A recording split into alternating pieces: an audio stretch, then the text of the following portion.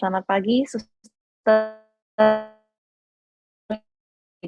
Ibu sekalian yang terkasih dalam bersama komunitas Bunda Kudus di Surabaya.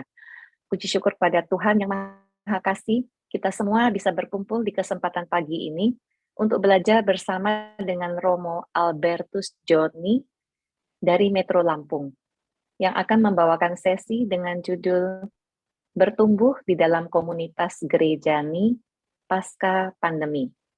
Baiklah, sebelum kita mulai, saya undang Bu Ervina untuk menyapa kita semua. Kemudian kita lanjutkan dengan puji-pujian pembuka bersama Bapak Yudi dan Sylvia. Silakan Bu Ervina. Thank you, Lisa. Selamat pagi semuanya yang berada di tempat ini, khususnya di dalam layar Zoom Komunitas Bunda Kudus, di mana kita berjumpa setiap hari Selasa pagi. Sangat senang sekali bahwa walaupun kita berjauhan, tapi kita dekat sekali di dalam hati, khususnya di dalam Zoom ini. Untuk teman-teman semua yang sudah hadir, baik dalam negeri, luar negeri, pagi, siang, seluruh belahan dunia, berada di dalam satu Zoom Bindoman. Puji Tuhan. Kita masih menunggu Romo Joni. Saya percaya bahwa Anda sudah mengenal komunitas Bunda Kudus yang sudah berusia 28 tahun ini. Kami harapkan Anda tetap bersama-sama dengan kami, dan kami sungguh sangat mengharapkan dukungan Anda semuanya supaya komunitas Bunda Kudus ini akan terus dikenang di dalam hati dan terus akan menjadi wadah bagi Anda semuanya. Bapak-bapak, ibu-ibu, kita akan memulai acara ini. Walaupun Romo mungkin masih dalam perjalanan ya, dia mungkin masih cari saluran wifi-nya, tetapi kita akan memuji Tuhan bersama dengan Yudi dan Sylvia, dan saya juga sangat bersuka cita untuk Anda semuanya. Tuhan memberkati. Shalom, selamat pagi semuanya. Shalom. Selamat pagi para sahabat. Saya mau lihat tangannya dilambaikan, tunjukkan wajah sukacita. Selamat pagi semuanya, para sahabat Bindoman, para sahabat Bunda Kudus yang luar biasa. Hari ini setelah beristirahat sekian lama, saya sungguh bersukacita diberi kesempatan untuk melayani di Bindoman ini. Ya, saya merasa bahagia, saya merasa dikuatkan, meskipun saya baru sembuh dari sakit, tapi saya percaya bersama komunitas ini, semangat saya tambah hari akan tambah baik lagi. Amin. Mari kita mau naikkan sebuah pujian. Kita mau katakan kepada kita semua dan kepada Tuhan bahwa kita merasa bahagia hari ini.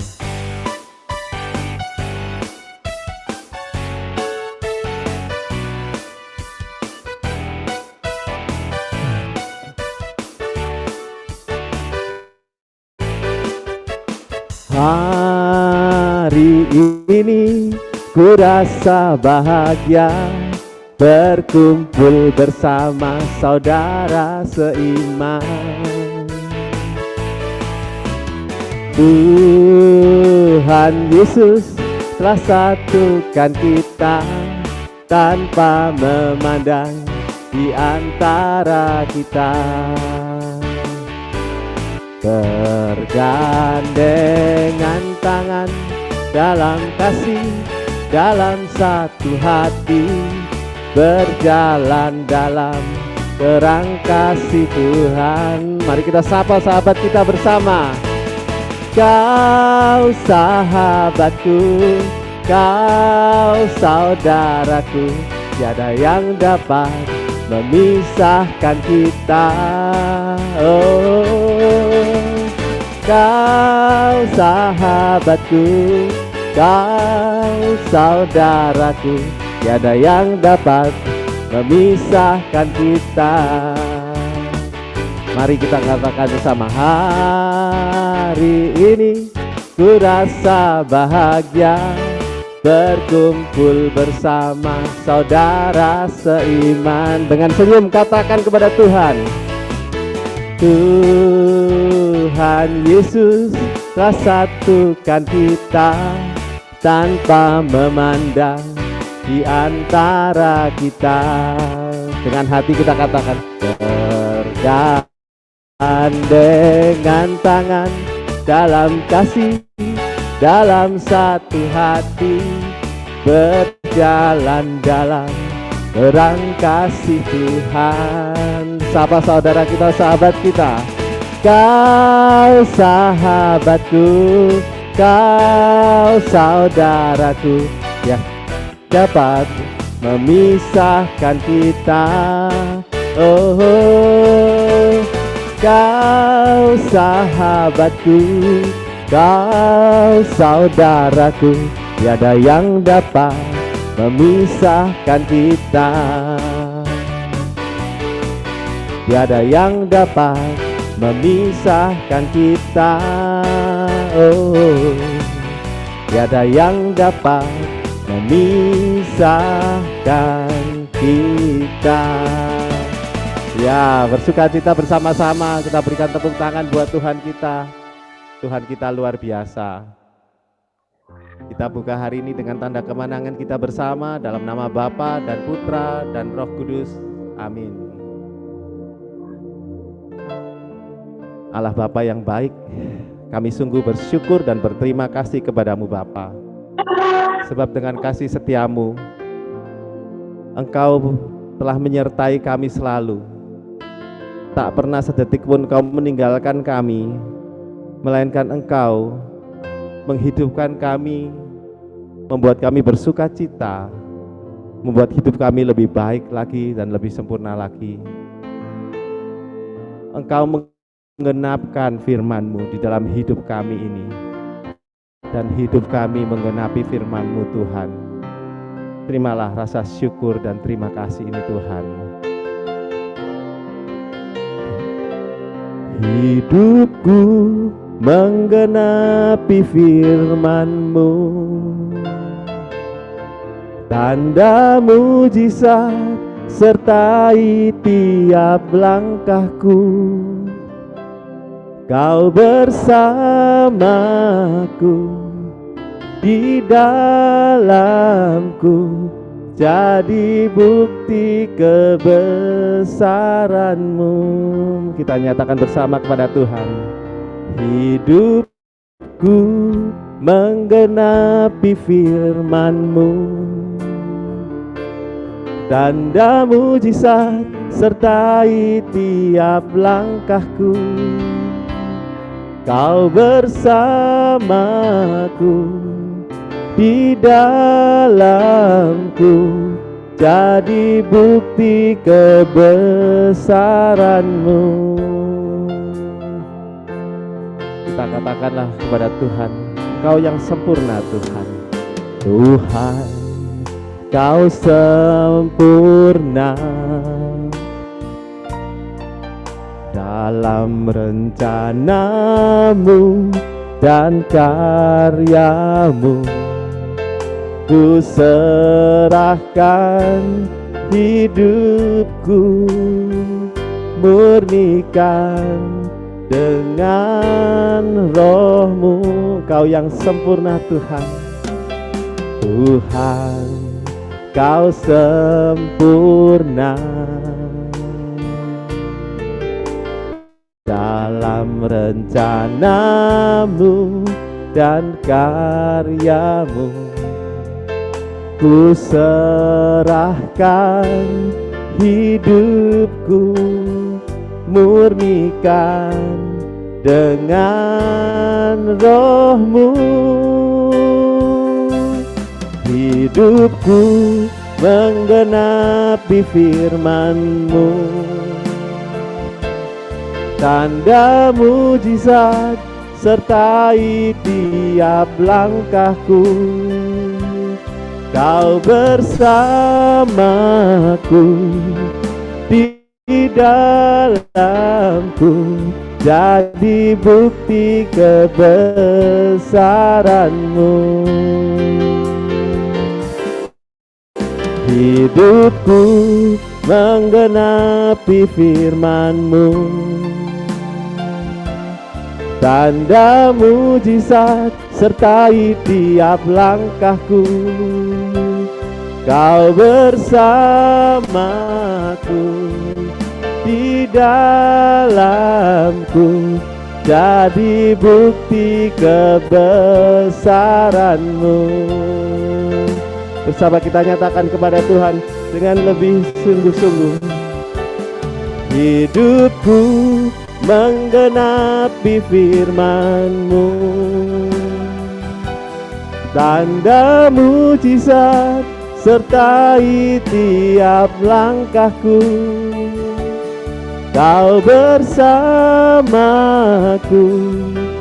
di dalamku, jadi bukti kebesaran-Mu. Kau bersamaku, di dalamku, jadi bukti kebesaran-Mu. Jadi bukti kebesaran-Mu. Kami bersyukur, terima kasih Tuhan. Mari kita ucapkan syukur dan terima kasih kita kepada Tuhan. Bermazmurlah bagi Tuhan. Oh, terima kasih, Engkau sungguh baik. Kau genapi firman-Mu dalam hidup kami. Kau bersama kami selalu. Terima kasih. Kami bersyukur.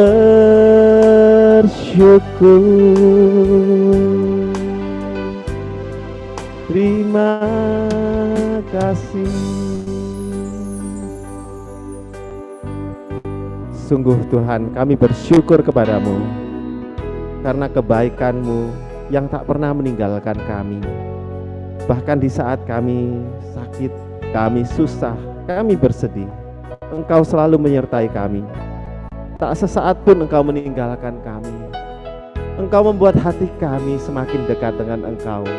Engkau membuat hati kami ingin selalu Tuhan berada di dekat-Mu, menyembah-Mu selalu Tuhan. Saat ini hati kami begitu rindu kepadamu Tuhan, menyembah-Mu.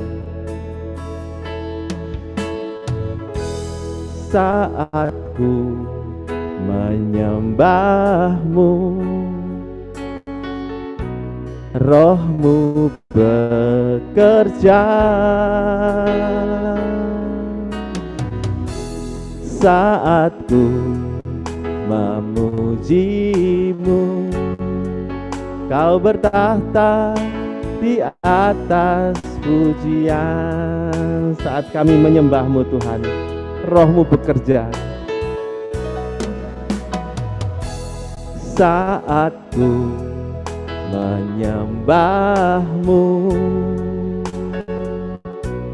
Roh-Mu bekerja.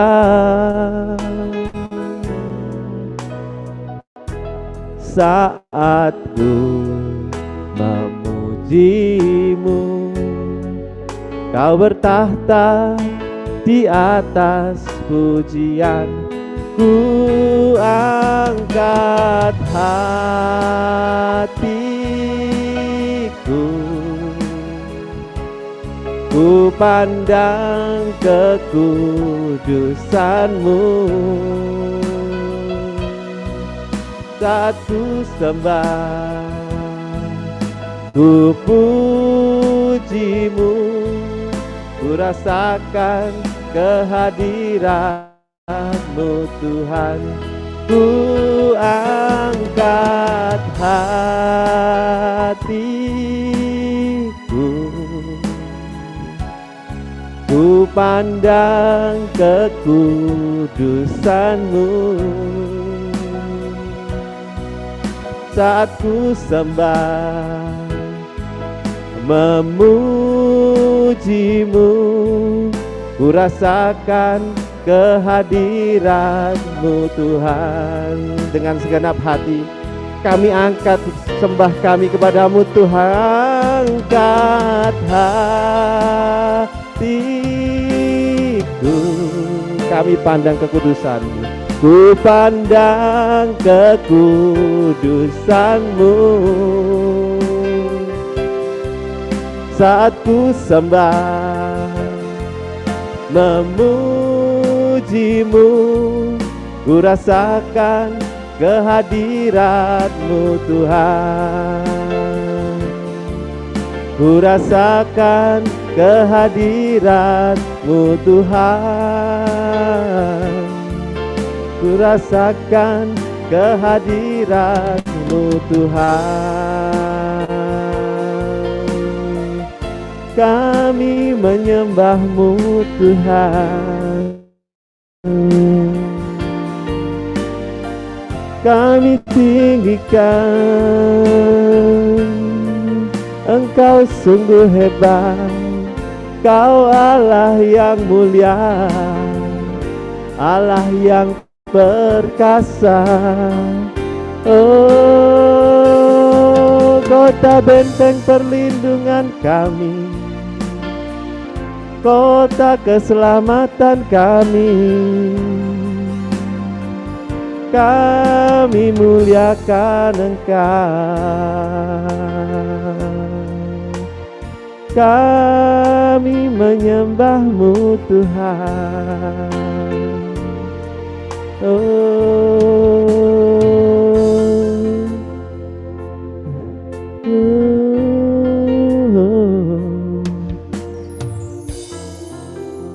Kami arahkan hati kami kepada-Mu Tuhan, karena Engkaulah Tuhan yang layak disembah, layak untuk selalu kami tinggikan dan kami muliakan. Ini kami Tuhan yang memuji dan menyembah-Mu Tuhan. Oh, terima kasih Tuhan, Engkau memberi kesempatan kami untuk menyembah-Mu. Terima kasih Tuhan, hari ini Tuhan, kami begitu rindu Tuhan untuk mendengar firman-Mu, untuk mendengarkan suara-Mu melalui telinga dan hati kami Tuhan. Bersabdalah Tuhan, Engkau malah mengirimkan alat-Mu yang terbaik Tuhan, Romo Albertus Joni Tuhan, yang akan berbicara menurut kehendak-Mu. Kiranya Engkau jamah dia, Engkau urapi dia. Biarlah mulut, bibir, dan lidahnya menyuarakan suara-Mu Tuhan. Dan biarlah telinga dan hati kami mendengarkan suara-Mu dengan baik, menerima hikmat-Mu Tuhan, melakukan apa yang Kau kehendaki Tuhan. Terima kasih Tuhan. Bersabdalah, kami anak-anak-Mu siap mendengarkan. Amin. Silahkan Romo Joni. Halo semua, selamat pagi. Senang berjumpa dengan kita semua, PD Bunda Hati Kudus, Bindoman. Ini sebuah kesempatan yang baik. Terima kasih sudah mengundang saya. Salam kenal untuk yang baru pertama kali berjumpa. Saya Romo Albertus Joni, SCY, dari Kongregasi Susah Cari Jodoh atau SCJ, Serikat Cowok Jomblo. Dalam bahasa Latin, kongregasi kami dikenal sebagai Sacerdotes Cordis Jesu, imam-imam hati kudus Yesus. Mungkin tidak banyak yang mengenal karena kami besar di Pulau Sumatera, tidak banyak di Pulau Jawa. Hanya di Yogyakarta, komunitas pendidikan kami untuk frater-frater S1 dan S2 ada di Jalan Kaliurang, Kentungan, Yogyakarta. Tapi selebihnya banyak di Palembang, Jakarta, dan di Papua. Kita ada di 42 negara, Indonesia salah satunya, saya anggotanya yang ke-128.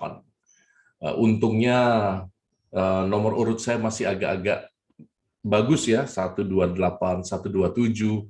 Para frater saya yang di bawah saya cukup jauh itu ada yang nomor 212. Frater-frater Wiro Sableng itu nomor urutnya. Jadi Jadi itu tentang Romo Joni, dan hari ini mungkin 10-15 menit ke depan saya tidak akan panjang karena waktu saya sangat terbatas. Pagi-pagi saya kepala sekolah di SMA Yosudarso Metro, mungkin belum pernah ketemu atau belum pernah dengar. Ini sekolah baru yang ditangani oleh Romo-Romo SCY, SMA Yosudarso Metro. Saya kepalanya, satu sekolah dengan boarding school, asrama. Nanti bisa lihat infonya di Google, SMA Yosudarso Metro. Kalau yang mau mengirimkan anaknya untuk ikut di asrama yang kami pimpin, SMP dan SMA, boleh. Silahkan mengirimkan anak Anda, tapi resikonya nanti lecet-lecet, karena ini sekolah semi-militer. Jadi, Romonya kayak kuntilanak begini, disuruh mimpin sekolah semi-militer, gimana coba bentuknya? Ya, ini Romo Joni. Lalu hari ini, 10-15 menit ke depan, saya akan bicara tentang komunitas gereja nih, bertumbuh dalam komunitas gereja nih pasca pandemi. Jadi teman-teman, saya sapa semua teman-teman saja ya, karena saya melihat semuanya masih muda, walaupun Ibu Himgan itu atau Ibu Gwen rambutnya sudah mirip-mirip dengan rambut saya, Silver Queen begini, saya Silver King. Kalau ya saya sapa teman-teman saja, karena kalau tersenyum terlihat sangat muda masih. Teman-teman, kita tahu bahwa pandemi suatu saat pasti akan berakhir. Memang panjang, tapi akan melandai terus sampai terjadi herd immunity atau kekebalan kelompok. Apalagi semuanya sudah vaksin, ada yang 2 kali, ada yang 3 kali. Kemarin itu saya vaksin itu hampir gagal karena nggak ketemu uratnya di mana. Daging semua, lemak semua. Tapi untunglah dia tidak vaksin saya pakai jarum donor darah, tapi pakai jarum biasa masih tembus. Saya dapat vaksin ketiga dengan sehat dan selamat. Tapi yang mau saya katakan adalah suatu saat nanti pandemi ini akan berakhir, tetapi efek dari pandemi ini mungkin akan lama berlangsung. Apa yang saya maksudkan dengan efek? Dalam hidup menggereja, kita ketahui bahwa selama hampir 3 tahun ini kita tidak bisa secara fisik lagi hadir bersama-sama sebagai jemaat dan sebagai komunitas. Dan kita kembali pada penghayatan iman sendiri-sendiri di dalam keluarga, di dalam satuan yang lebih kecil. Ada untungnya, tapi juga ada bahayanya. Untungnya adalah Anda bisa lebih akrab dengan keluarga selama masa pandemi. Dalam masa pembatasan sosial misalnya, banyak ibu yang mengenal anaknya dan banyak anak yang mengenal ibunya lebih dalam lagi. Betul ya? Anak-anak yang tidak bersekolah mengenal bapak ibunya dengan lebih mendalam, mengenal opa omanya dengan lebih mendalam. Ternyata ibuku tidak sebaik yang kupikirkan. Ternyata bapakku tidak sebaik yang kupikirkan. Mungkin itu pikiran anak-anak Anda. Tapi pengenalan yang mendalam terhadap anggota keluarga selama pandemi ini adalah sesuatu yang menjadi berkat, saya pikir ya. Ini berkatnya. Tapi sayangnya, kalau kita bertahan hanya dalam keluarga, pasti ada rasa bosan yang menyeruak. Pasti ada rasa, bukan hanya rasa bosan, tapi ada rasa khawatir bagaimana memvalidasi iman, bagaimana iman saya dapat dibuktikan nyata bahwa ini bukan hanya pikiranku atau pikiran keluargaku saja, ini pengalaman bersama. Nah, ini kan hilang selama masa pandemi. Pengalaman bersama sebagai menggereja, sebagai tubuh Kristus itu hilang selama pandemi. Oh, yang kita dengar itu ya lagu-lagu melo waktu kita komuni batin itu loh. Kan lagunya melo banget ya. Saya kalau dengar lagu itu, aduh, syahdu sekali lagunya ya. Anda ingat ya lagu komuni batin itu ya, yang tiap kali kita putar setiap kali Ekaristi online itu. Rasanya ada yang hilang, ada yang kurang ketika kita mengikuti Ekaristi online. Hampir 3 tahun loh, nggak main-main loh, nggak cuma setahun, 2 tahun, hampir 3 tahun loh kita bergulat dengan satu makhluk yang tidak kelihatan ini, ya kan? Jadi banyak krisis mulai bermunculan, minimal di Amerika Latin, orang mulai bertanya, setelah pandemi kira-kira bagaimana? Apakah orang masih mau kembali ke gereja? Apakah orang masih merasakan kebutuhan untuk misa bersama-sama lagi secara fisik, atau cukup di rumah, duduk dengan tenang, ruangan ber-AC, bisa sambil ngopi, misa sambil ngopi, misa sambil ngeteh, romonya menyambut hosti, saya di rumah sambil makan pancake, kan bisa sambil makan bolu. Jadi banyak pertanyaan dan banyak kecemasan, banyak ketakutan. Apakah umat memang rindu untuk kembali menyambut Ekaristi secara fisik? Apakah umat mau mengambil lagi resiko untuk bertemu bersama secara fisik? Nah, ini yang akan kita refleksikan bersama. Teman-teman, saya mengambil inspirasi jawabannya dari perjalanan dua murid ke Emmaus. Perjalanan dua murid ke Emmaus dari Injil Lukas bab 24 yang sangat terkenal itu adalah gambaran dari kita yang kadang-kadang merasa lunglai dan kecewa dengan keadaan dunia, lalu lihat bagaimana dua murid dari Emmaus itu berpisah dari komunitas rasul-rasul di Yerusalem. Mereka pergi pulang ke kampung halamannya. Mereka pergi pulang ke kampung halamannya karena merasa kecewa. Mereka bergulat dengan keadaan yang tidak baik-baik saja. Anda bisa baca nanti Lukas bab 24, kisah tentang kembalinya dua murid ke Emmaus. Dan itu perjalanan yang tidak dekat ya, jalan kaki 11 kilo itu kan lumayan juga itu. Jarak antara Yerusalem ke Emmaus. Mereka patah hati. Mereka patah hati karena guru yang mereka agung-agungkan itu tiba-tiba harus mati. Matinya mengerikan pula. Matinya seolah-olah tidak cukup mati dengan tenang. Waduh, kita kalau meninggal kan pengennya rest in peace gitu ya. Pengumumannya telah meninggal dengan tenang. Telah berpulang ke rumah Bapa dengan tenang. Tuhan Yesus itu meninggalnya tidak dengan tenang. Dia meninggalnya itu dengan penuh sengsara itu, dengan penuh darah dan air mata itu. Ya kan? Bahkan sudah meninggal pun lambungnya masih ditikam oleh serdadu. Jadi mereka, para murid ini kecewa luar biasa. Kenapa orang hebat tiba-tiba gagal, jatuh, dan seolah ya habislah harapan mereka. Yang menarik adalah bahwa pengalaman murid-murid dari Emmaus ini mengingatkan kita akan pengalaman kita sendiri selama pandemi. Selama pandemi yang gila ini, kita kecewa dengan banyak hal. Kita kecewa dengan ideal kita. Kita pikir kita itu sudah hebat. Manusia menguasai teknologi, manusia menguasai segalanya. Mau hujan sekarang pun bisa tinggal tabur garam di atas awan pakai pesawat. Manusia bisa menebak ini dan itu.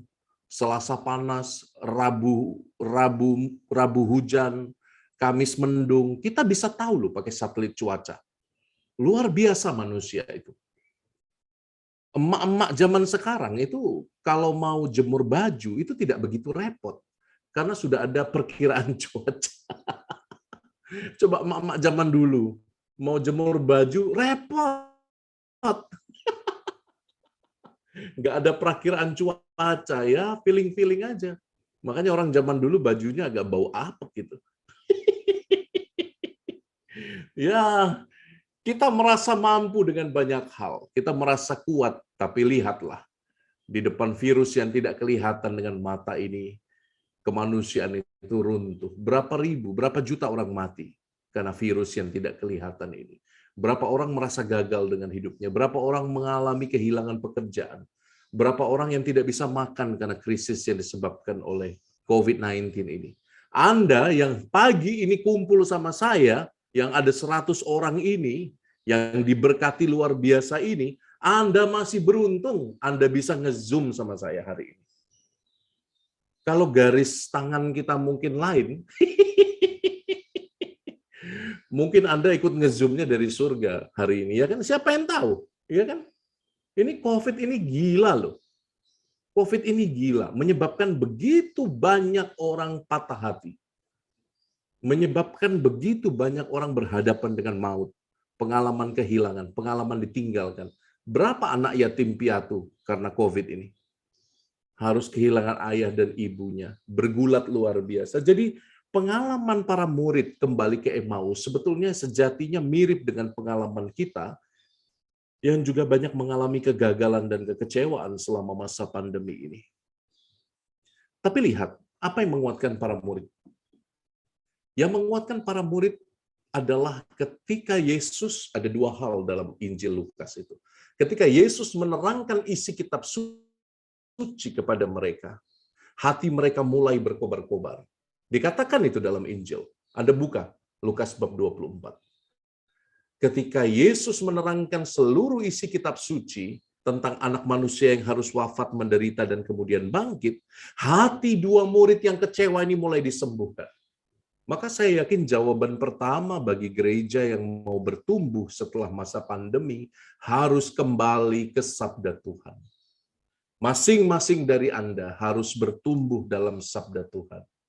Apa maksudnya Romo bertumbuh dalam sabda Tuhan? Apakah hanya baca saja cukup? Tidak. Jangan merasa bangga kalau Anda hanya membaca kitab suci. Anda harus betul berakar di dalam sabda, bukan hanya membaca dengan bibir, dengan otak. Tapi mengakarkan hati Anda di dalam bacaan kitab suci. Caranya bagaimana, Romo? Meditasi kitab suci. Setiap hari berakar di dalam sabda Tuhan. Mungkin banyak orang bingung ya, meditasi kitab suci itu seperti apa tuh, Romo? Ada tradisi namanya Lectio Divina, atau meditasi kitab suci tertuntun. Jadi Anda menuntun pikiran Anda, menuntun batin Anda untuk membaca kitab suci dan menempatkan diri sebagai salah seorang tokoh yang ada dalam kitab suci itu, merasakan apa yang dirasakan tokoh yang kita baca. Salah satu contoh paling terkenal misalnya, ada perikopa tentang penyembuhan Bartimeus, si buta itu. Ada seorang pengemis buta namanya Bartimeus bertemu Yesus, lalu orang banyak menghalangi dia. Saya bisa menempatkan diri sebagai Bartimeus yang buta. Saya tidak bisa lihat apa-apa, semuanya gelap bagiku, tetapi aku tahu di depanku ada Yesus, di ujung sana ada Yesus. Maka aku berteriak sekuat tenagaku, Yesus putra Daud, kasihanilah aku. Tapi teriakanku dihentikan oleh orang-orang lain. Teriakanku dihantam oleh orang-orang yang ada di sekitarku. Seolah mereka ingin membuatku bisu juga. Seolah-olah buta tidak cukup, harus bisu juga. Tidak boleh sebut nama Tuhan Yesus. Tapi sesuatu dalam diriku tetap berteriak dan mendorongku untuk lebih lantang. Yesus putra Daud, kasihanilah aku. Jadi itu contoh meditasi kitab suci. Anda bisa menempatkan diri dalam salah satu tokohnya. Ya kan? Yang paling bagus itu apa yang agak lucu itu kalau saya merenungkan kisah tentang itu ya, wanita yang ditangkap berzina lalu mau dilempar batu sampai mati. Itu saya mau menempatkan diri di mana itu? Saya mungkin menempatkan diri sebagai pria yang sudah berzina dengan wanita itu, lalu pergi entah kemana. Karena si pria kan tidak pernah disebut dalam kisah itu kan. Si pria sudah lari dia. Yang sial ketangkap ini ya yang wanita ini. Jadi Anda bisa mulai dengan mencoba menempatkan diri Anda di dalam kisah kitab suci, lalu Anda masuk meresapi apa yang terjadi. Anda bayangkan, Anda resapi apa dinamikanya, mengapa demikian yang terjadi, mengapa Tuhan sendiri turun bagiku, bagaimana Ia menyembuhkanku, bagaimana Ia memulihkanku. Jadi membaca kitab suci itu berbeda dengan merenungkan kitab suci. Membaca bisa membaca pakai mata, tetapi tidak pakai hati, tidak pakai akal. Maka saya harap Anda mulai memeditasikan kitab suci. Itu poin pertama saya. Poin kedua saya, kalau engkau mau bertumbuh, engkau harus berani ambil risiko. Dan saya nggak tahu ya, tiap-tiap keuskupan itu punya kebijakan masing-masing. Tapi nanti ketika pandemi berakhir, saya ingin Anda tidak lagi bergantung pada misa-misa online. Misa online atau misa daring itu tidak sama maknanya dengan menyambut sendiri tubuh dan darah Kristus di gereja, mengikuti Ekaristi secara fisik. Ke depan, setelah pandemi usai, saya harap Anda benar-benar menjadi seperti dua murid Emmaus yang melihat Yesus ketika dia memecah roti dan mengenali, "Hei, ini Yesus." Ya kan? Semoga Anda punya keberanian untuk mengambil risiko itu. Saya seringkali berpikir kita itu jadi umat yang nyaman banget ya nonton misa. Kenapa saya bilang nonton misa? Karena banyak sekali orang ikut perayaan Ekaristi online tanpa persiapan yang matang, tanpa persiapan yang sungguh. Pakai celana pendek sekedarnya, rambutnya juga tidak Anda sisir seindah kalau Anda pergi ke gereja, ya kan? Coba lihat mama-mama kita itu. Kalau ke gereja kan Anda biasa dandan. Ini kalau gereja online, misa online, belum tentu loh Anda dandan. Ya kan? Saya beberapa melihat ibu-ibu sih cantik ya, yang bindoman hari ini, wah ini cantik-cantik ini hari ini dandan semua. Karena memang menyiapkan diri untuk ketemu Romo. Ini ketemu Yesus loh, Anda gosok gigi pun tidak. Kalau misa online itu, ya Tuhan Allahku. Iya kan? Jadi secara lahiriah kita tidak siap, apalagi secara batiniah. Maka saya senang melihat ibu-ibu yang tetap anggun, tetap kelihatan cantik dalam pertemuan, bahkan pertemuan virtual. Ini tanda bahwa Anda kalau pertemuan fisik pun pasti nanti akan tetap elegan, tetap mempersiapkan batin, tetap mempersiapkan diri. Coba, mana ini yang tidak buka-buka kamera ini? Jangan-jangan ini belum mandi ya? Ayo buka kameranya, tunjukkan pada saya. Oke? Ayo buka satu-satu semua ini. Yo, buka. Ya, ini ya semuanya sudah mandi tentu saya percaya ya. Sudah mandi semua toh? Suster Henriette sudah mandi belum? Soalnya kalau suster itu rambut acak-acakan, bangun tidur pun bisa tetap rapi karena pakai kerudung kan. Ya itu sedikit tentang persiapan batin. Maka orang harus berakar pada Ekaristi fisik. Kalau memang masih diberlakukan aturan untuk tidak boleh ke gereja, taatilah peraturan itu. Lalu pergilah misa daring, misa online, tidak apa-apa. Tapi kalau peraturan itu sudah diangkat, larangan itu sudah dicabut, beranikanlah diri untuk misa tatap muka. Saudari-saudara, hanya itu yang bisa menguatkan Anda. Menyambut tubuh Kristus yang real, itu berbeda dayanya dengan pergi misa online. Apakah jelas? Jelas ya, poin kedua ya, cukup sederhana kok. Dan pengalaman murid Emmaus sekali lagi menarik. Ketika dua hal itu dilakukan, apa yang terjadi pada mereka? Apakah mereka stay di Emmaus? Apakah mereka sudah nyaman di Emmaus? Apa yang membuat mereka, apa reaksi mereka ketika mereka melihat Yesus yang bangkit memecah roti itu? Apa reaksi mereka? Apa reaksi mereka? Anda tahu kan? Mereka bilang, itu Tuhan. Itu Yesus. Lalu mereka ngapain? Mereka lari pulang ke Yerusalem hari itu juga. Jadi saya merasa ini, saya seringkali merasa ini Tuhan Yesus ngeprank ini, ngerjain dua murid Emmaus ini. Sebetulnya kan Tuhan bisa saja sejak awal sebelum sampai Emmaus, Tuhan itu kan bisa saja bilang, halo, saya Yesus, saya sudah bangkit gitu. Bisa. Tapi dia tidak lakukan itu. Berjalan dulu 11 kilo, sudah sampai tempatnya, baru Tuhan menampakkan dirinya, halo, ini aku. Lalu muridnya jalan lagi 11 kilo pulang, kan 22 kilo. Untung saya bukan murid Emmaus, kalau nggak kuat saya jalan 22 kilo PP, jauh. Tapi itu yang dilakukan, mereka kembali lagi karena hati mereka berkobar-kobar.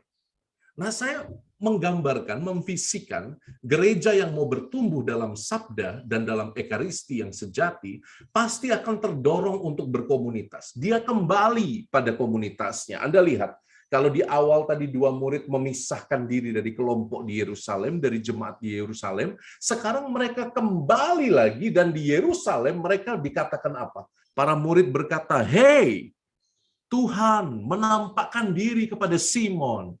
Tuhan hidup." Dan 2 murid Emmaus ini mengatakan, "Ya, Tuhan sungguh hidup. Kami berjumpa dengannya." Saya pikir ini kisah yang indah. Visi tentang gereja setelah pandemi. Kita kembali dari keluarga masing-masing. Kita kembali dari Emmaus. Emmaus di Blok B, Emmaus di Kelapa Gading, Emmaus di Lampung, Emmaus di Jawa. Semua berkumpul di dalam satu tubuh yang sama. Anda kembali lagi dalam komunitas parokial, lalu Anda katakan kepada yang lain, "Hei, Tuhan hidup. Dia sungguh bangkit." Hanya dengan demikian kita bisa melewati pandemi ini. Butuh keberanian memang.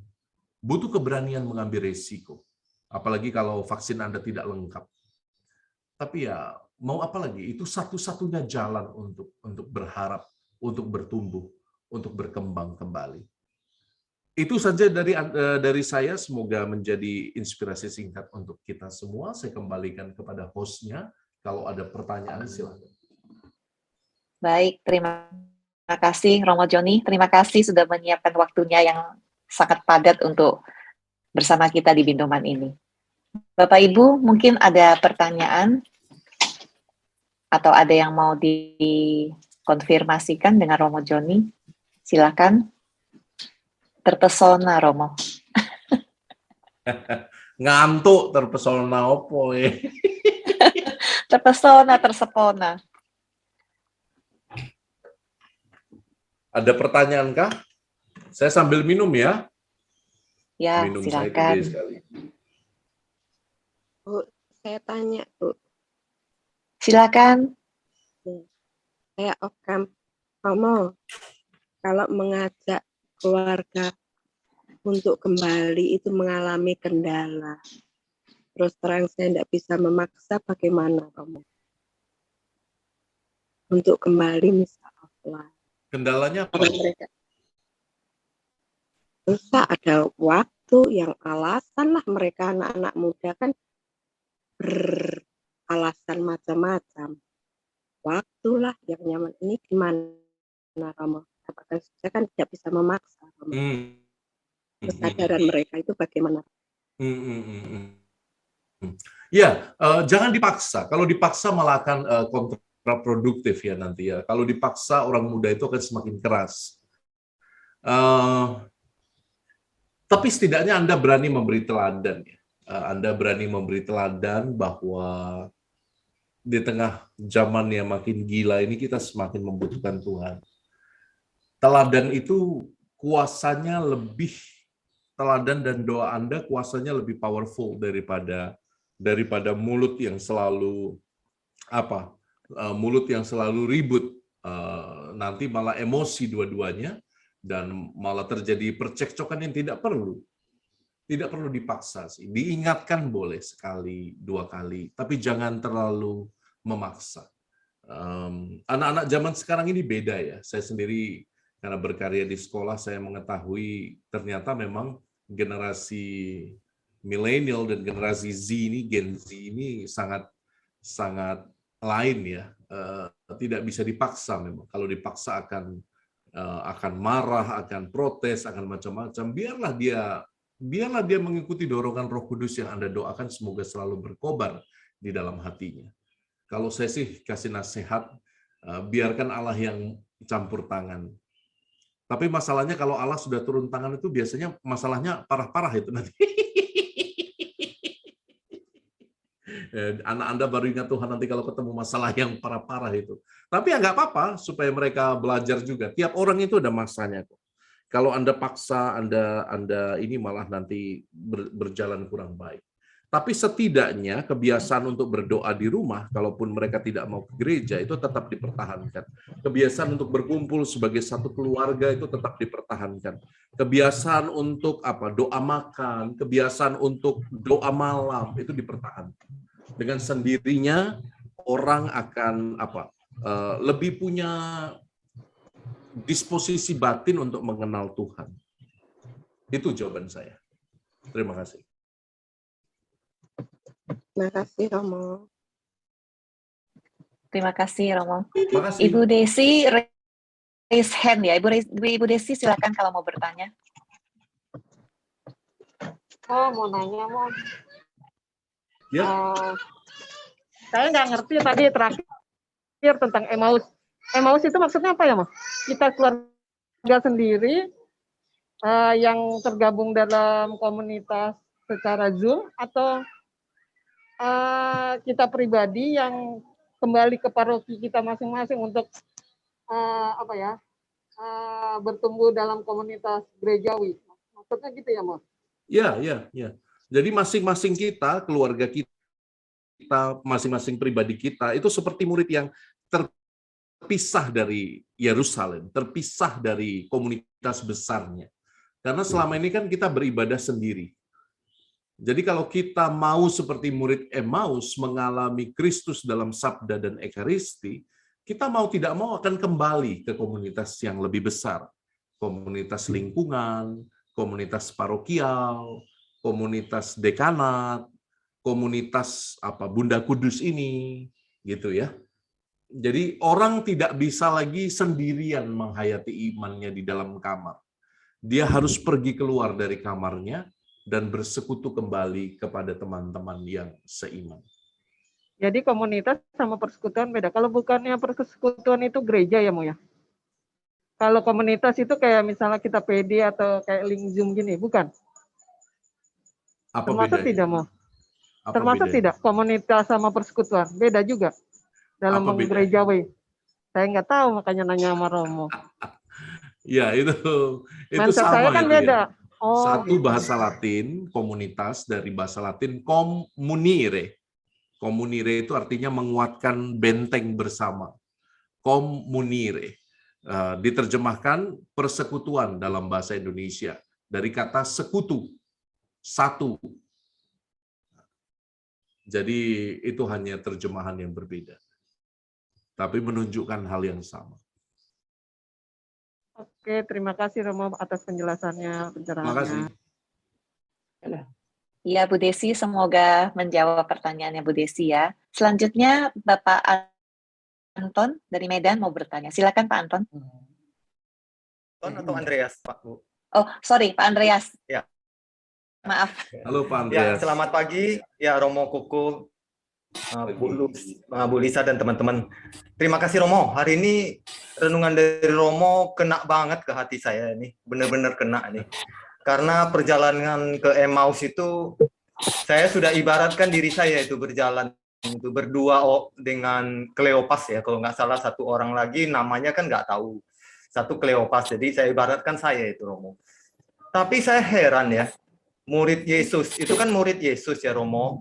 Harusnya mereka kan lebih dekat dengan Yesus. Selama ini mereka udah bersama-sama mengikuti Yesus semua. Kenapa mereka tidak mengenali Yesus? Ya, apakah mungkin relasinya kurang dekat, kurang peka, atau apa ya? Mungkin situasi mereka sedang kacau, bingung atau apa ya Romo, sehingga gurunya sendiri pun mereka nggak kenal itu ya. Dan Yesus sangat sabar ya menyapa mereka, tidak memperkenalkan diri, malah bertanya, apa yang kalian percakapkan katanya.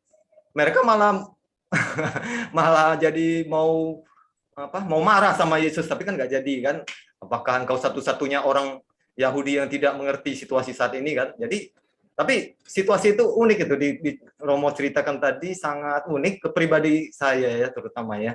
Nah, mengapa mereka tidak peka atau kurang dekat relasinya dengan Yesus sehingga mereka tidak mengenal bahwa itu Yesus. Kenalnya pada saat Ekaristi. Itu aja Romo. Makasih. Terima kasih. Ini menunjukkan memang Pak Andreas, memang menunjukkan beberapa hal. Tadi sudah disebutkan. Yang pertama, memang kadang-kadang Tuhan dengan kehendaknya sendiri yang paling indah, kadang-kadang dia menunda mewahyukan diri. Kadang-kadang Tuhan melihat kita belum siap. Tuhan ingin kita mengeksplorasi dulu diri kita. Tuhan ingin kita selesai dulu dengan masalah kita. baru dia pelan-pelan mewahyukan dirinya. Kadang-kadang itu kan kita manusia itu pengennya Tuhan itu kayak Indomie ya. 3 menit direndam jadi gitu.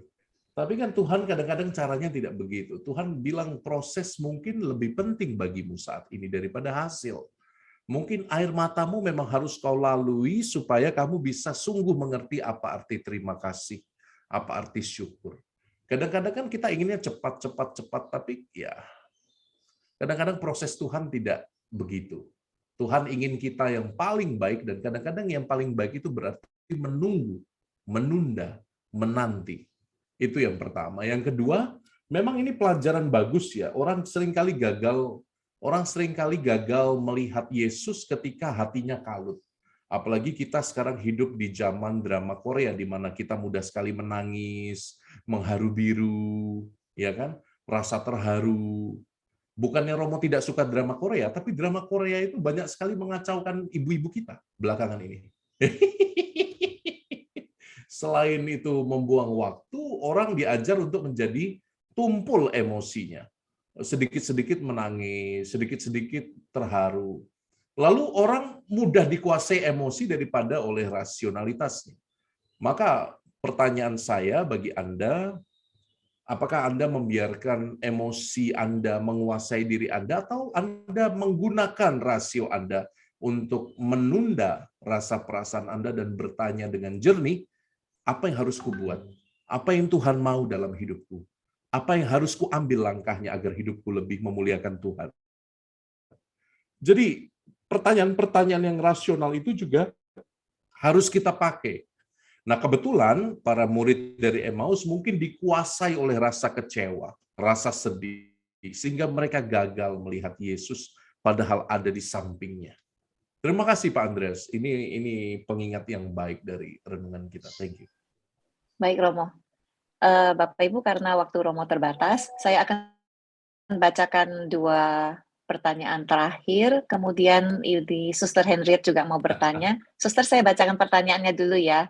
Ini ada 2 pertanyaan, Romo, saya bacakan sekalian. Jadi, pertanyaan pertama, Romo, bagaimana jika komunitas yang kita ikutin itu juga dalam kondisi pasca pandemi itu melempem? Jadi, apa yang harus kita lakukan? Itu yang pertama. Kemudian kedua, ada Ibu Rati dari Bogor. Menurut Ibu Rati, beliau senang dengan misa online karena bisa pilih Romo yang mimpin misa. Kemudian cari Romo yang homilinya bagus. Bagaimana dong ini Romo? Begitu. Oke, yang pertama, kalau situasi kondisi itu sedang melempem dalam komunitas Anda, maka Anda silakan bertanya diri. Anda ingin jadi kerupuknya yang ikut melempem, atau Anda memilih menjadi opennya yang memanaskan, yang menghangatkan, yang membuat kerupuk yang melempem itu bisa garing lagi, bisa renyah lagi. Itu pilihan Anda. Kalau Anda hanya follower, engkau agak jauh dari kerajaan Allah. Tapi kalau engkau punya inisiatif untuk menjadi oven yang memanaskan komunitas itu, menjadi oven yang membuat komunitas itu renyah kembali, menjadi oven yang mengajak lebih banyak orang yang melempem untuk lebih berkobar dalam semangat Roh Kudus, nah itu baru engkau tidak jauh dari kerajaan Allah. Tapi jangan buru-buru masuk juga, dekat saja dulu. Jadi itu ya, pilihannya 2, Anda mau jadi pengikut kerupuk melempem itu, atau Anda ingin jadi ovennya. Maka kalau Anda memilih untuk jadi ovennya, cari gembala, cari pemimpin, cari penolong. Anda tidak bisa kerja sendiri. Harus ada tim yang membantu Anda. Jadi ada oven kecil, ada kompor kecil, ada penghangat kecil, ada heater kecil. Nanti kalau yang panas-panas ini berkumpul, yang melempem itu lama-lama akan menjadi renyah lagi. Akan menjadi garing dan nikmat lagi dirasakan. Bekerja bersama itu penting. Kadang-kadang orang yang punya semangat menghadapi komunitas yang melempem, lalu dia berkobar, merasa dirinya bisa, aku bisa sendiri menghidupkan komunitas ini. Tapi lama-lama ya jadi kerupuk juga, jadi melempem juga, karena tidak mau bekerja sama dengan orang lain. Jadi itu jawaban saya. Lalu yang kedua, Apa tadi pertanyaan yang kedua ya? Misa online, bisa memilih Romo yang memimpin misa dan bisa memilih yang homilinya bagus-bagus. Ya, ini serba salah ya ini ya. Saya minta Anda berakar di dalam komunitas teritorial, itu penting sekali. Karena nanti kalau Anda mati, yang menguburkan itu bukan Romo yang misa online di Lampung, atau yang di Bogor, atau yang di mana, yang di Papua, yang di Makassar, enggak. Kalau Anda mati, carinya pastor paroki, gitu loh. Jangan sampai pastor paroki bilang, aku tidak mengenal hamba yang ini. Baiklah dia memakamkan dirinya sendiri. Nanti gimana kamu gali sendiri lubangnya, kamu tutup sendiri petinya, kamu pendam sendiri tanahnya, susah lah. Jadi tetap berkomunitas di teritorial itu penting. Karena bagaimanapun yang akan memakamkan Anda, yang akan mendoakan Anda adalah pastor yang Anda kenal di teritori itu. Sorry ya, Romo kasar sekali ya. Bukannya saya mendoakan Anda cepat meninggal. Tidak, saya ingin Anda usianya panjang.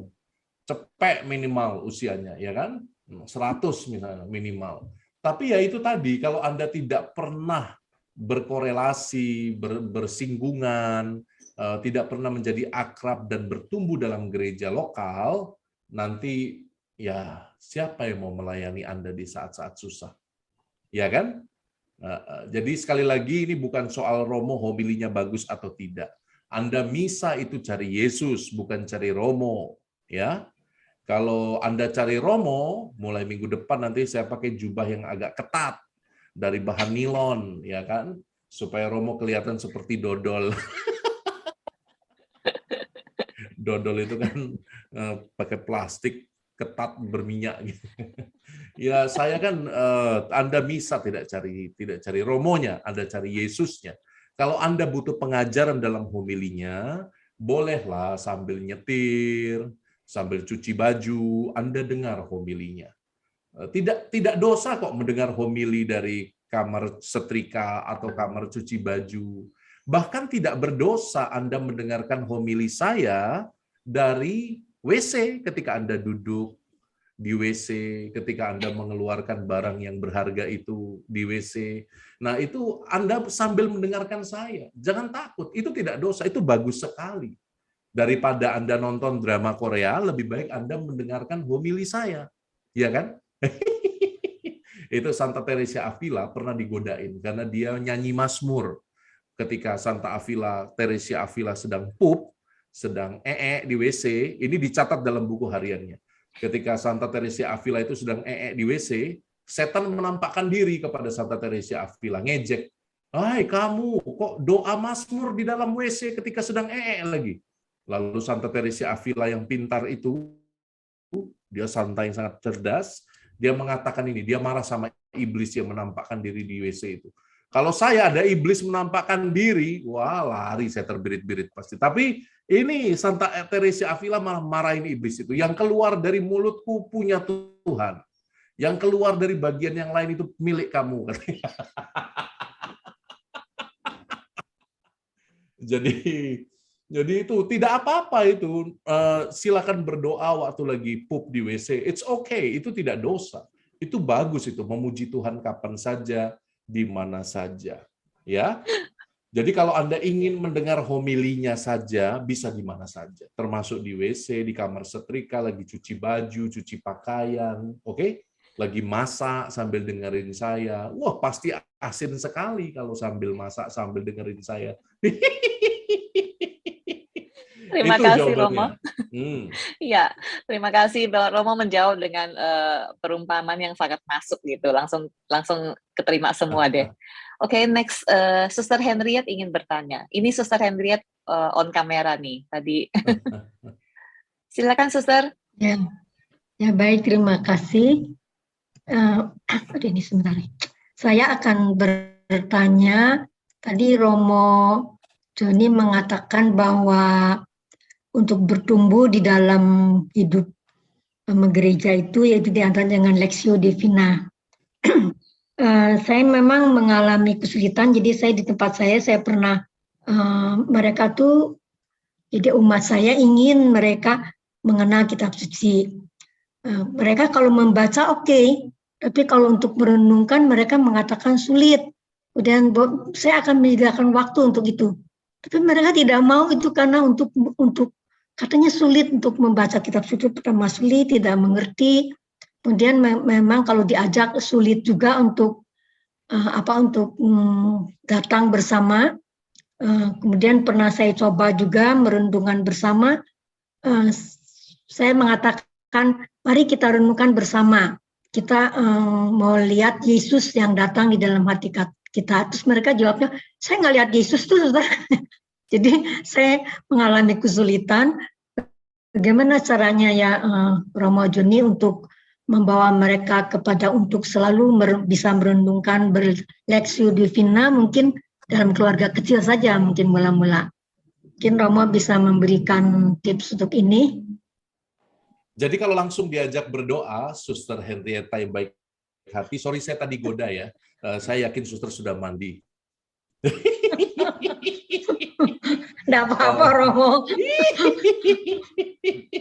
Nah jadi kalau sulit untuk langsung berdoa, meditasi kitab suci, kalau dalam keluarga Anda punya anak kecil, Anda bisa sampaikan ceritanya itu dengan hidup. Pertama-tama, Anda sampaikan ceritanya dengan hidup. Ini untuk mak-mak yang punya anak ya. Biasanya yang punya anak kecil itu bisa disampaikan dengan hidup. Tadi ada satu orang pendek, namanya siapa? Yang mau lihat Yesus, Lazarus, ya. Lazarus apa? Zakheus. Zakheus, ya kan? Saya ngetes ini kok nggak ada yang membantah ini. Nah, jadi orang pendek ini manjat pohon, lalu ingin lihat Tuhan Yesus. Diceritakan ulang dengan bahasa sederhana. Diajak diskusi dulu. Lalu setelah mereka mengerti poinnya, mengerti ceritanya, Anda dudukkan dengan tenang. Tidak usah lama-lama. Kalau memang masih kecil, masih anak-anak dan remaja, tidak usah lama-lama.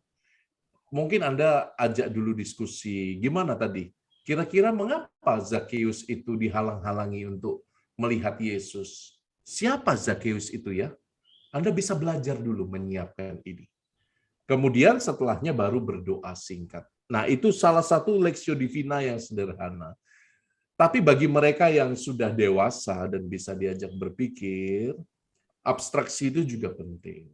Maka saya tadi mengatakan, coba pilih salah satu tokoh dalam cerita itu.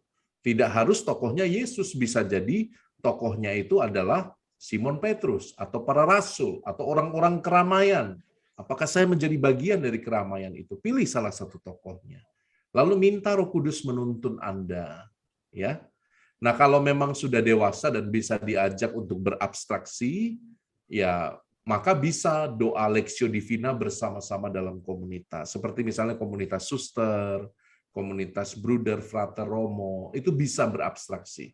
Tapi kalau di keluarga dinamikanya bisa lebih ini ya, dinamikanya bisa lebih beragam karena usianya beda-beda. Tapi tetap bisa berdoa bersama dari kitab suci. Yang penting Anda pandai-pandai menyiapkan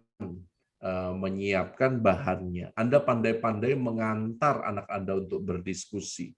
Anda pandai-pandai untuk menyiapkan materi supaya sesuai dengan apa? Sesuai dengan usianya. Oke, dalam keluarga itu bisa terjadi. Dulu saya ingat mama saya suka cerita tentang Musa, tentang Yunus, kisah si Yunus yang masuk dalam perut ikan. Emak-emak sekarang coba cerita kitab suci nggak ke anaknya? Boro-boro cerita kitab suci, baca kitab suci aja jarang-jarang, ya kan? Maka coba Anda menguasai dulu kisah-kisah kitab suci, lalu Anda bahasakan kembali. Saya suka sekali ngajar anak-anak SD. Saya paling suka ngajar anak-anak SD itu karena mereka begitu kreatif. Jadi Romo bisa menjelaskan kitab suci itu dengan begitu hidup. Adik-adik, ada satu orang pendek namanya Lazarus. Salah sebut kan? Anak-anaknya protes, anak-anak TK SD itu. Salah Romo, namanya Zakheus Romo. Sebentar, saya bilang, ceritanya belum selesai. Itu Lazarus sudah sampai di atas. Lalu saya bilang, Tuhan Yesus bilang, Lazarus turun. Itu tempatnya Zakeus, kamu turun dulu.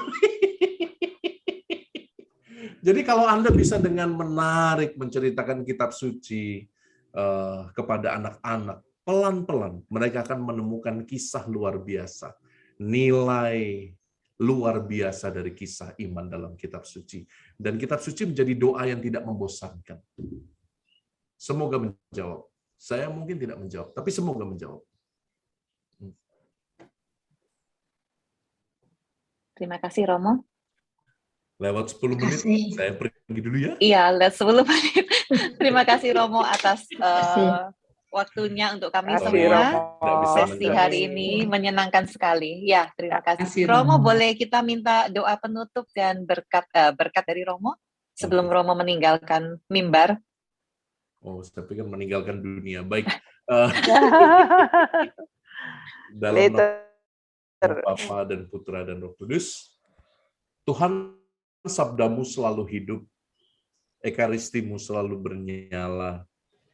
Dua hal ini Tuhan semoga kami kantongi dan kami bawa pulang, kami pegang erat-erat supaya komunitas kami setelah masa pandemi boleh menjadi komunitas yang bersekutu kembali, komunitas tubuh Kristus yang satu, komunitas yang kembali melewati pelbagai resiko, berani mengambil resiko untuk berjumpa, bersekutu, dan bertumbuh. Berkati komunitas Bindoman ini, semoga mereka yang ikut serta dalam percakapan rohani kami pagi ini mendapatkan berkat-Mu, kesehatan, kecukupan rezeki setiap hari, dan sukacita dalam keluarga. Turunlah berkat-Mu Tuhan atas anak-anak-Mu ini, dalam nama Bapa dan Putra dan Roh Kudus. Amin.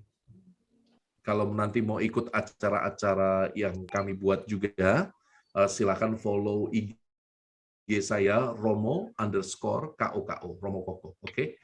Romo _KOKO. Saya buat acara biasanya mingguan. Jadi sampai jumpa, bye. Terima kasih. Bye, sehat selalu Romo. Terima kasih Romo. Terima kasih Romo. Bapak Ibu, kita dengarkan pengumuman untuk minggu ini dan minggu depan. Silakan Bu Mini. Baik, terima kasih Bu Lisa. Selamat siang Romo Joni, Suster, Bapak Ibu, Saudara sekalian yang terkasih di dalam Kristus. Saya akan membacakan beberapa pengumuman untuk acara komunitas Bunda Kudus Surabaya untuk pekan ini. Yang pertama, semua kegiatan Bunda Kudus akan diliburkan menjelang libur dan cuti bersama Hari Raya Idul Fitri, mulai 29 April sampai 6 Mei 2022. Yang kedua, Bindoman Selasa tanggal 10 Mei 2022 pukul 10 WIB akan dilayani oleh Romo Didik dari HKY Surabaya dengan tema pemulihan hidup rohani pasca pandemi. Yang ketiga, kursus Alkitab Dei Verbum diselenggarakan pada hari Kamis ini 28 April 2022 pukul 10 WIB bersama Pater Robi Wowor dengan tema mengenal Injil Markus. Yang keempat, Bapak Ibu terkasih yang tergerak untuk terlibat dalam pelayanan kami di Bindoman dapat menyalurkan persembahan kasihnya melalui Bank BCA dengan nomor account 46756774. Saya ulang, 4645675674 atas nama Erni Setiawan atau Setiawati Mulyo. Yang terakhir, kami Bunda Kudus membantu penjualan barang-barang rohani dari Pater Robi Wowor untuk pemeliharaan tanah suci Holy Land. Bagi Bapak Ibu yang ingin membantu pelayanan Pater Robi, silahkan menghubungi Ibu Agnes dengan nomor WA yang tertampil di layar. Terima kasih atas partisipasi Bapak Ibu semuanya. Salam sehat selalu dari kami, Komunitas Bunda Kudus Surabaya. Tuhan memberkati kita semua. Amin. Terima kasih Bu Mini. Oke, Bapak Ibu semua, terima kasih atas kehadirannya hari ini. Jadi semoga kita semua bisa kembali bertumbuh dalam komunitas kita semua. Kita jadi kerupuk yang garing seperti yang tadi dikatakan Romo. Jangan jadi kerupuk yang lembek. Marilah kita menjadi api-api kecil, oven-oven kecil yang membakar kerupuk yang lembek-lembek itu. Mari kita akhiri pertemuan hari ini dengan pujian penutup bersama Yudi dan Sylvia. Ya, terima kasih. Hari ini kita mendapatkan kenyataan bahwa Tuhan Yesus bangkit tidak hanya membawa semangat bagi kita, tetapi juga membawa kegembiraan bagi kita. Dia yang selalu menyertai kita.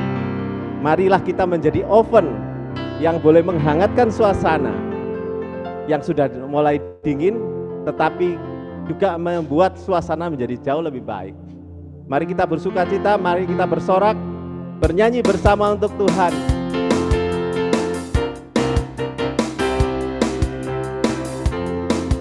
Ya, bersama-sama kita. Allah bangkit, bersoraklah. Allah bangkit, bernyanyilah.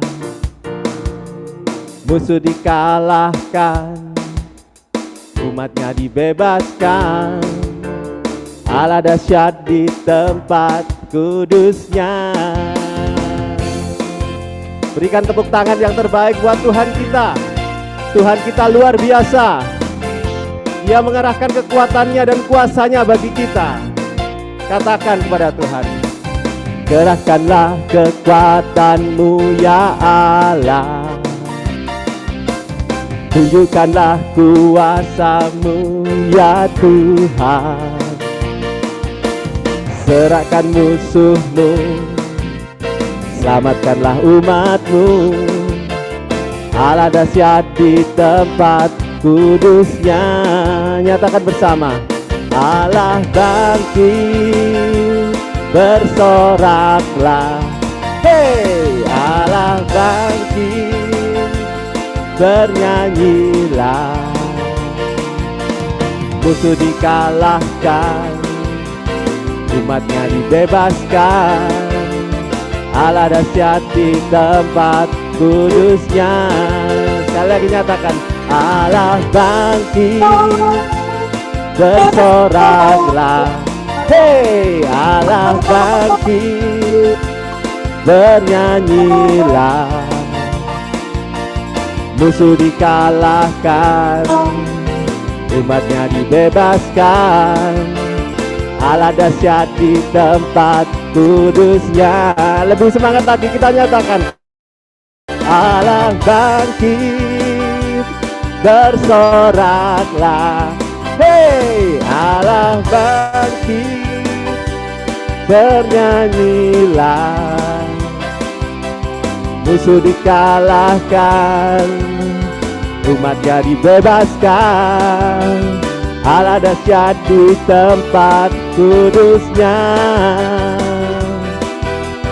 Allah dahsyat di tempat kudusnya.